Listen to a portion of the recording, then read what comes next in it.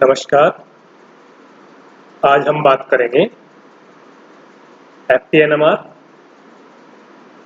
TMS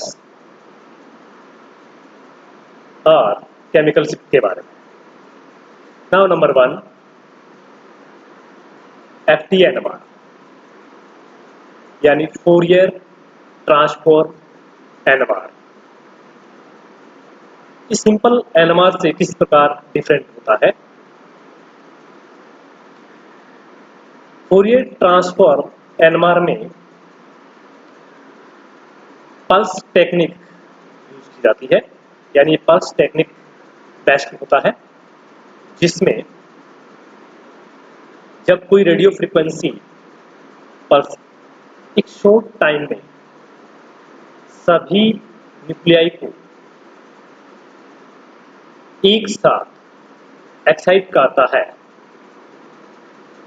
तो इन सभी nuclei का सिग्नल भी एक साथ कंप्यूटर स्क्रीन पे प्राप्त होता है। और FTNMR में डाटा मैथमेटिकली कन्वर्टेड होते हैं, फोरियर ट्रांसफॉर्म होते हैं। अब इसकी बात करते हैं हम कि इसके एडवांटेज क्या है। FTNMR की advantage number 1, FTNMR much faster and more sensitive होता है। नंबर 2, FTNMR में सैंपल बहुत ही कम मात्रा में रिक्वायर्ड होता है, less than 5 milligram. Number 3, FTNMR के सिग्नल क्लियरली प्राप्त होते हैं और बिना किसी इलेक्ट्रॉनिक बैकग्राउंड नॉइज के, यानी क्लियर सिग्नल आते हैं और बिना किसी इलेक्ट्रॉनिक बैकग्राउंड नॉइज के प्राप्त होते हैं। बेटर रेजोल्यूशन होता है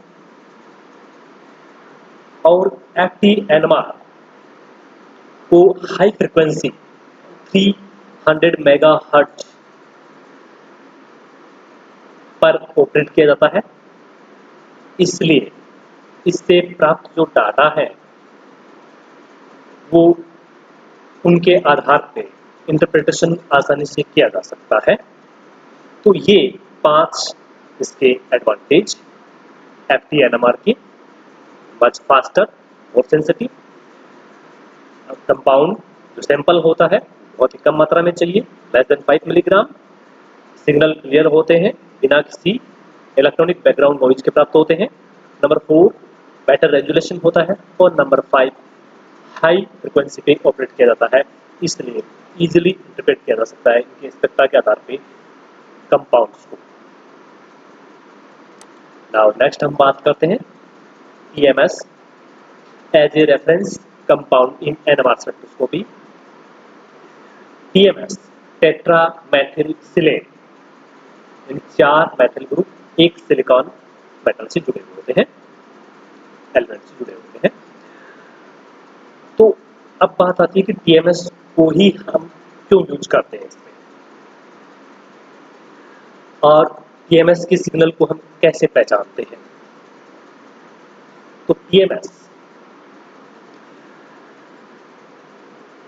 कोई भी रेफरेंस कंपाउंड किसी भी टेक्निक में यूज किया जाता है, किसी भी प्रोसेस है, मेथड्स है, उसमें यूज किया जाता है, तो वो ऐसा होना चाहिए।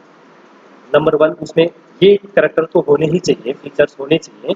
पहला, नंबर 1 कि वो चीप हो, यानी आसानी से अवेलेबल हो। नंबर 2 कि वो सैंपल के साथ किसी तरह के रिएक्शन ना करे, यानी सैंपल के रेस्पेक्टिव हो, इनएक्टिव हो। नेक्स्ट पॉइंट, हाईली वोलेटाइल हो, या ऐसा हो जिसे आसानी से सेपरेट आउट किया जा सके, और उसकी पीक या उसको आसानी से पहचाना जा सके। स्पेक्ट्रोस्कोपी की बात करें तो उसकी पीक जो आ रही है उसको आसानी से अन्य जो पीक्स है या सैंपल्स की जो पीक्स है उससे सेपरेट आउट किया जा सके, आसानी से डिफरेंशिएट किया जा सके। ये सारे कैरेक्टर्स TMS में होते हैं। तो TMS के मेरिट्स क्या है? TMS का के सभी 12 प्रोटॉन का एक सिंगल पीक, एक सिंगल सिग्नल आता है, राइट एज कॉर्नर में प्राप्त होता है।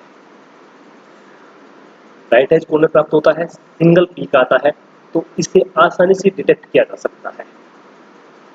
यानी राइट एज कॉर्नर यानी सबसे हाई फील्ड की ओर प्राप्त होता है, आसानी से डिटेक्ट किया जा सकता है। अब राइट एज कॉर्नर भी क्यों आता है? क्योंकि टीएमएस में 4 मेटल ग्रुप एक सिलिकॉन एटम्स जुड़े होते हैं। सिलिकॉन कार्बन की बजाय लेस इलेक्ट्रोनेगेटिव होने के कारण सिलिकॉन कार्बन बॉन्ड के इलेक्ट्रॉन कार्बन की ओर शिफ्ट होते हैं, जिससे सिलिकॉन हाईली डीशिल्डेड हो जाता है और कार्बन और उससे जुड़े हुए प्रोटॉन हाईली शिल्डेड हो जाते हैं। और शिल्डेड प्रोटॉन के लिए इंड्यूस मैग्नेटिक फील्ड के बजाय अप्लाइड मैग्नेटिक फील्ड की वैल्यू हाई होती है, जिसके कारण इनको रेजोनेट होने के लिए हाई एनर्जी रिक्वायर्ड होती है, हाई फील्ड में सिग्नल प्राप्त होते हैं। नेक्स्ट पॉइंट कि आसानी से सेपरेट आउट किया जा सकता है, क्योंकि टीएमएस हाईली वोलेटाइल होता है, इसलिए इसे इजीली रिमूव सैंपल से रिमूव किया जा सकता है। और इसकी पीक इंटेंस शार्प पीक होती है, लो कंसंट्रेशन पर भी ये इंटेंस और शार्प पीक देता है। तो ये जो 4 मेरिट्स इसकी है, इन मेरिट्स के आधार पे ही टीएमएस को एनएमआर में रेफरेंस कंपाउंड के रूप में काम में लिया जाता है ना। अब हम बात करते हैं केमिकल शिफ्ट के बारे में। जैसा कि हमने अभी कहा कि टीएमएस का सिग्नल राइट हैंड कॉर्नर पे प्राप्त होता है, राइट हैंड कॉर्नर में प्राप्त होता है। अब इस टीएमएस सिग्नल के और सैंपल सिग्नल के बीच जो डिफरेंस है, जो डिस्टेंस है, उस डिफरेंस को इन डेल्टा पीपीएम में जो डिफरेंस है, उसी को हम केमिकल शिफ्ट कहते हैं। तो chemical shift is the difference between position of reference signal यानी टीएमएस सिग्नल और सैंपल सिग्नल, जो सैंपल हमने लिया है, जिस सैंपल के हम स्पेक्ट्रा ले रहे हैं, उस सैंपल के जो स्पेक्ट्रा प्राप्त हो रहे हैं और टीएमएस के स्पेक्ट्रा जो सिग्नल प्राप्त हो रहे हैं, उन सिग्नल के बीच की दूरी या डिफरेंस डेल्टा पीपीएम में वो केमिकल शिफ्ट कहलाता है। अब केमिकल शिफ्ट के आधार पे ही हम कंपाउंड्स के पहचान करते हैं, उस कंपाउंड्स में कैसे प्रोटॉन है, उनका एनवायरनमेंट क्या है, वो सब केमिकल शिफ्ट के आधार पे आइडेंटिफाई किया जाता है। जैसे इस टेबल के अंदर देखिए आप, इस टाइप ऑफ प्रोटॉन यानी किस प्रकार के प्रोटॉन है और उनका केमिकल शिफ्ट वैल्यू क्या होगी। जैसे हम सिंपल कुछ एग्जाम्पल दिए हैं इसमें। प्राइमरी तो इस 0.9 ppm पे delta ppm, secondary proton 1.3 delta ppm, tertiary यानी R3CH 1.5। जैसे जैसे यानी प्रोटॉन CH के साथ में मेथिल ग्रुप जुड़ने से मेथिल ग्रुप का प्लस आई प्रभाव होता है, प्लस आई प्रभाव होने से यहाँ पे प्रोटॉन क्या हो जाते हैं, ये कार्बन प्लस आई प्रभाव, जैसे मेथिल ग्रुप का संख्या बढ़ती जा रही है, वैसे वैसे डिसोसिएट होते जाते हैं प्रोटॉन इसके। विनाइलिक प्रोटॉन 4.6 से 5.9 के बीच प्राप्त होते हैं। एसिटाइलिक प्रोटॉन 2 से 3 डेल्टा पीपीएम के बीच प्राप्त होते हैं। एरोमेटिक प्रोटॉन 6 से 8.5 पीपीएम के बीच प्राप्त होते हैं। बेंजाइलिक प्रोटॉन 2 से 3 के बीच। Allylic 1.7 delta ppm. नाउ बात करते हैं कार्बोनिल कंपाउंड यानी CO ग्रुप से जुड़े हुए प्रोटॉन, तो 2 से 2.7। लेकिन यदि एल्डिहाइड प्रोटॉन है हाईली डिसोसिएटेड 9 से 10 के बीच, और कार्बोक्सिलिक है तो 10 से 12 के बीच, 10.5 से मोस्ट कॉमनली 10.5 से 12 ppm डेल्टा पीपीएम के बीच। अल्कोहल, ईथर और एस्टर, इनके प्रोटॉन से वो 3 से 4 के बीच प्राप्त होते हैं। एस्टर में भी यदि प्रोटॉन ऑक्सीजन से जुड़ा हुआ है, एस्टर जैसे ये CH, तो ये ऑक्सीजन से डायरेक्टली बॉन्डेड है कार्बन, तो यहाँ पे ये 3.7 से 4, लेकिन यदि ऑक्सीजन से सीधा जुड़ा हुआ नहीं है तो ये 2 से 2 यानी शिल्डेड हो जाते हैं और ये डिसशिल्डेड हो जाते हैं। इस तरह से यदि माइनस आई प्रभाव वाला कोई ग्रुप जुड़ा हुआ है, माइनस आई इफेक्ट वाला, तो सिंपल हम बात करें यहाँ पे CH3 का 0.9 के बीच, लेकिन इसके साथ में यदि R ग्रुप जुड़ा हुआ है प्लस आई प्रभाव वाला, तो ये क्या हो गए, सिल्डेड हो गए। और यदि इसके साथ माइनस आई प्रभाव वाला जुड़ा हुआ है तो ये डिसिल्डेड हो गए, इसका प्रोटॉन 3 डेल्टा ppm पे आता है। अब यदि इसके साथ में एक तरफ तो ये है प्लस आई वाला, एक तरफ माइनस आई वाला, तो यहाँ पे फिर ये डिसिल्डिंग हो जाती है ज़्यादा 3.4 के आसपास। दो एल्किल ग्रुप हो और एक माइनस आई वाला यानी क्लोरो जुड़ा हुआ हो तो और ज़्यादा डिसिल्डिंग हो जाती है यहाँ पे। तो इस तरह से अब यहाँ पे यदि ये माइनस आई वाला ग्रुप डायरेक्ट प्रोटॉन जिसमें जुड़े हुए उससे जुड़े न होकर पास वाले ग्रुप में जुड़ा हुआ हो तो डिसिल्डिंग कम होती है। जैसे इस स्लाइड में आप देखिए, यहाँ पे ये सभी ग्रुप्स को शो किया गया है, लगभग मेन ग्रुप्स को शो किया गया है। यहाँ पे प्राइमरी, सेकेंडरी, टर्सरी प्रोटॉन्स यहाँ पे विनाइल ग्रुप के साथ जुड़े हुए, मैथिल ग्रुप विनाइल ग्रुप के साथ जुड़ा हुआ तो ये डिसिल्डेड हो जाता है, कार्बोनिल ग्रुप के साथ जुड़ा हुआ हो वो डिसिल्डिंग हो जाती है,